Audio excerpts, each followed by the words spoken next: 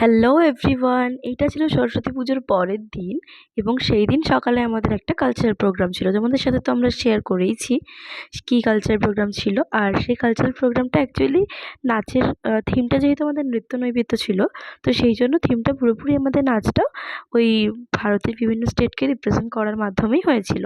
তো আমরা চুজ করেছিলাম মারাঠি।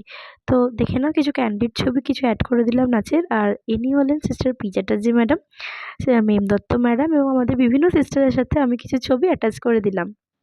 কত সুন্দর সুন্দর ছবি উঠেছে দেখো। এটা হচ্ছে পুরো আমাদের নাচের টিম। আর এই যে মা সরস্বতীর সামনে আমরা এটা কিউট কিউট দুটো বোন, আর এই যে আমার বান্ধবীরাও আছে এবং এই যে সবাই মিলে একসঙ্গে নাচ।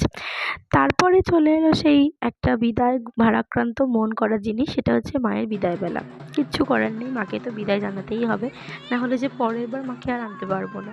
তো আমরা সবাই খুব আনন্দের সহিত নাচতে নাচতে মাকে নিয়ে গেলাম বিসর্জনের উদ্দেশ্যে। দেখো আমরা সবাই প্রচুর আনন্দ করতে করতে গেছি। আমাদের এনটিএস থেকে যেখানে বিসর্জন দেওয়া হচ্ছিল সেখানটা একটু হেঁটে যেতে হয়, তাই জন্যই আমরা আর কি নাচটার এতটা সুযোগ পেলাম।